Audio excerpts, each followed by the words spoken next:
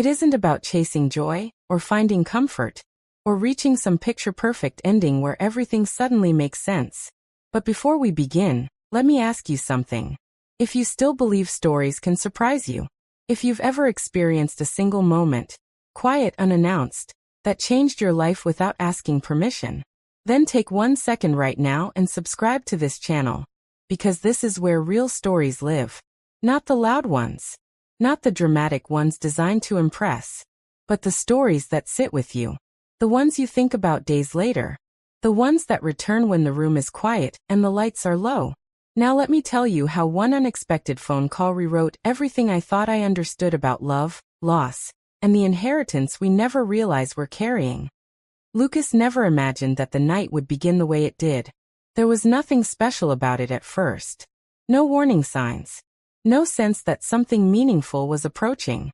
Just rain, soft at the beginning, almost polite, tapping gently against the windows before settling into something heavier.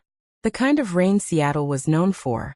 The kind that didn't announce itself loudly, didn't rush in, didn't demand attention. It simply arrived and stayed. Lucas sat alone in his apartment, shoes kicked off near the door, jacket draped over the back of a chair he rarely used. The overhead lights were off. Only a single lamp glowed in the corner, casting long shadows across the floor. His phone lay face down on the coffee table, deliberately placed there as if turning it over might invite interruptions he wasn't ready for. The rain filled the silence. He had grown used to silence. Not the peaceful kind people romanticize, but the kind that becomes familiar when you stop expecting someone to call. When evenings stretch long and unclaimed. When conversations exist mostly in your head. That was when his phone lit up. The vibration was subtle, but sharp enough to cut through the quiet. Lucas didn't reach for it right away. He waited, listening to the rain, watching the glow reflect faintly off the table's surface. Then he saw the name. And something tightened in his chest. Claire. He hadn't seen that name on his screen in years. Not since the holidays stopped including long conversations. Not since messages became shorter, then rarer, then non-existent. Not since time quietly folded distance and unresolved feelings into something easier to ignore than confront.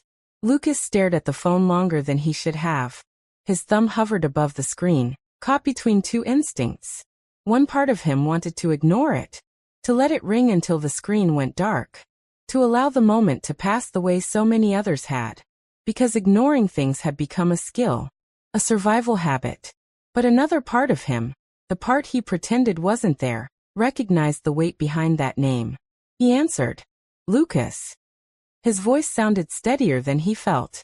Claire's voice came through the speaker warm and familiar, yet thinner somehow, stretched by something invisible but heavy, as if it had been carrying too much for too long. It's been a long time, she said. Before Lucas could find the right response, before memory and hesitation collided, another voice joined the call. Aunt Margaret. Calm. Measured. Steady. The kind of voice that always sounded like it had already thought everything through before speaking. The kind that didn't rush, didn't stumble, didn't reveal more than it intended to. We were hoping you could do something for us, Margaret said. Lucas frowned and sat up straighter. What kind of something? There was a pause. Not an awkward pause. A careful one. Not a favor, Claire added quickly, her voice softer now. And not an obligation, Margaret continued, her tone precise. We'd like you to come spend a week with us. Lucas almost laughed. A week? The word sounded unreal. Out of nowhere. Just us, Claire said. Not as family you're expected to visit, but as people who care about you. The sentence landed heavier than it should have. Lucas felt something shift, deep, slow, unsettling. When? He asked. Tomorrow, Margaret replied without hesitation. If you can. And just like that, the call ended. No explanations. No clarifications. No context to soften the strangeness of it all. Lucas sat there long after the screen went dark, staring at his reflection in the black glass. He barely knew them anymore. Two sisters who lived separate lives, one in Oregon, the other in Canada. Women who existed mostly as names on holiday cards and polite smiles across crowded tables years ago. So why did it feel like this wasn't a simple invitation? Why did his chest feel tight, as though he'd just agreed to something far bigger than a visit. By morning, he had packed a bag.